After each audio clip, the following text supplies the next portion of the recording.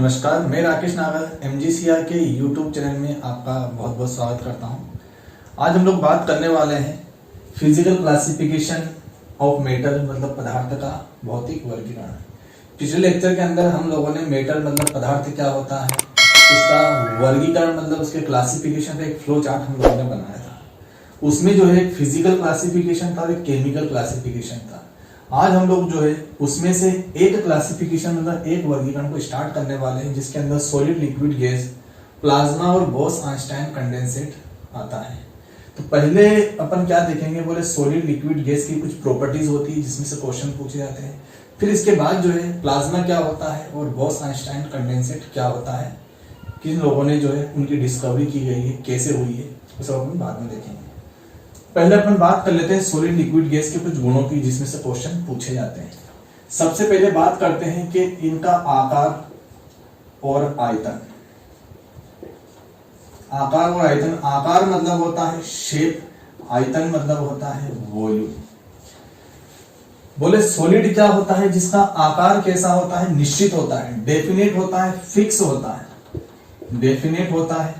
और आयतन भी कैसा होता है, डेफिनेट होता है। उसे अपन क्या बोलते हैं, सॉलिड बोलते हैं। जैसे कि मान लो ये मार्कर है मेरे पास, ये मार्कर जो है मेरे हाथ में रहे या फिर वहां रखा है, इसका शेप या आयतन जो है वो चेंज नहीं होगा। शेप और वॉल्यूम कैसा होगा, फिक्स होगा। तो उस केस में उसे क्या बोला जाएगा, सॉलिड बोला जाएगा। मतलब सॉलिड में जो है शेप और वॉल्यूम दोनों ही कैसे होते हैं, डेफिनेट होते हैं, निश्चित होते हैं, ये नहीं बदलते हैं नॉर्मल टेम्परेचर और प्रेशर पर। नॉर्मल टेम्परेचर प्रेशर मतलब सामान्य ताप और दाब का मतलब 25 डिग्री सेल्सियस तापमान और 1 एटीएम दाब पर। फिर बात करते हैं लिक्विड की। तो लिक्विड में जो है आकार कैसा होता है, अनिश्चित होता है, मतलब इनडेफिनेट होता है, इनडेफिनेट। और आयतन कैसा होता है, डेफिनेट होता है। आयतन कैसा होता है, डेफिनेट होता है।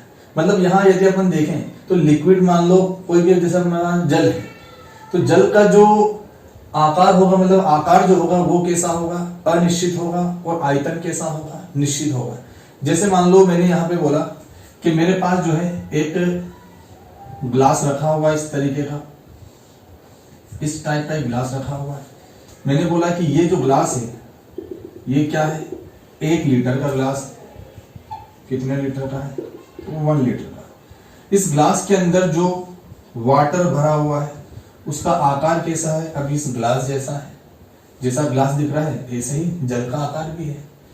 फिर यदि मैंने बात की कि मेरे पास जो है एक दूसरे प्रकार का ग्लास है जो राउंड शेप में इस तरीके से है, इसका आयतन में यदि अपन देखें तो ये भी क्या है, 1 लीटर का है।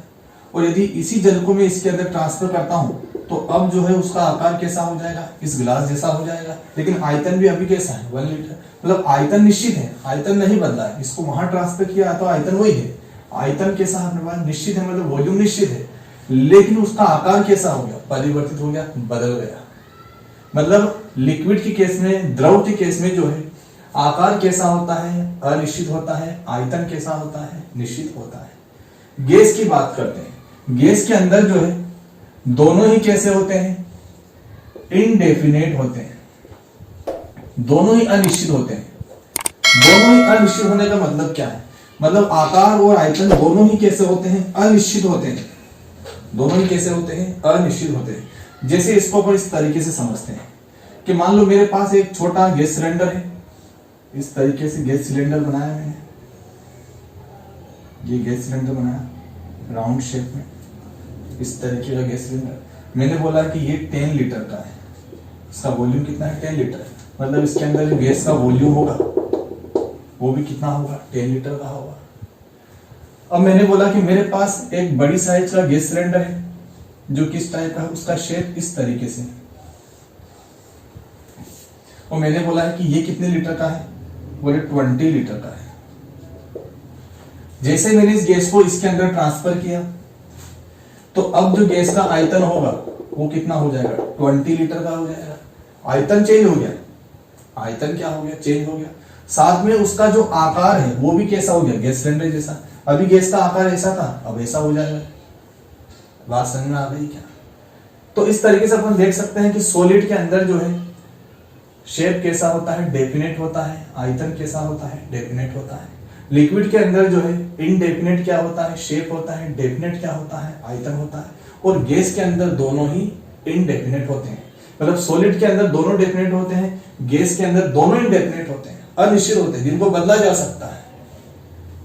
इस तरीके से अपन शेप और वॉल्यूम को समझ सकते हैं।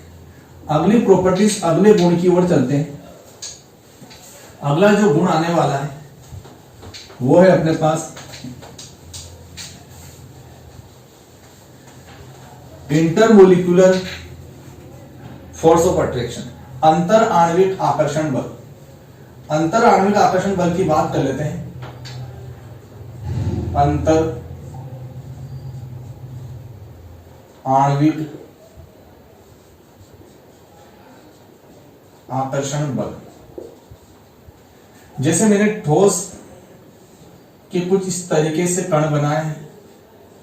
ठोस के कणों के बीच में जो है सबसे ज्यादा आकर्षण बल होता है। ठोस के कणों के बीच में सबसे ज्यादा आकर्षण बल होता है। उसके बाद जो द्रव होता है लिक्विड, ठोस की तुलना में थोड़ा कम आकर्षण बल होता है। मतलब इन कणों के बीच में थोड़ा सा आकर्षण कम होता है। आकर्षण मतलब एक दूसरे की ओर खींचना, एक दूसरे की ओर खींचे जाना, मतलब एक दूसरे की ओर आकर्षित होना। तो इन कणों के बीच में आकर्षण कम होता है, इन कणों के बीच में आकर्षण ज्यादा होता है। यदि आकर्षण ज्यादा होता है तो कण कैसे रहेंगे, पास पास में रहेंगे। लेकिन थोड़े से द्रव में आकर्षण कम होता है तो कण कैसे हो जाएंगे, थोड़ा दूर दूर हो जाएंगे। और गैस में आकर्षण जो है सबसे कम होता है इस तरीके से, तो कण जो है और ज्यादा दूर दूर रहेंगे। मतलब आकर्षण बल का जो क्रम यदि अपन देखें तो सबसे ज्यादा आकर्षण किस में होगा, सॉलिड में, मतलब ठोस में। उसके बाद किस में होगा, लिक्विड में, द्रव में। उसके बाद किस में होगा, गैस में होगा। ये क्रम अपने को याद रखना है। यदि 4 ऑप्शन देकर के अपने को पूछे कि सबसे ज्यादा किस में, तो सॉलिड में, सबसे कम किस में, तो गैस में। ये क्रम भी अपन याद रखेंगे और अधिकतम और न्यूनतम भी अपन याद रखें। फिर आगे चलते हैं, अगले गुण की ओर चलते हैं, कंप्रेसिबिलिटी। कंप्रेसिबिलिटी का मतलब क्या होता है, संपीड़ितता। कंप्रेसिबिलिटी, कंप्रेसिबिलिटी मतलब संपीड़ितता। संपीड़ित होने का मतलब क्या है कि कणों को और कितना पास पास लाया जा सकता है, किसके ऊपर दबाव लगाया जा सकता है। जैसे मान लो मैंने यहां पर एक पिस्टन लगा दिया,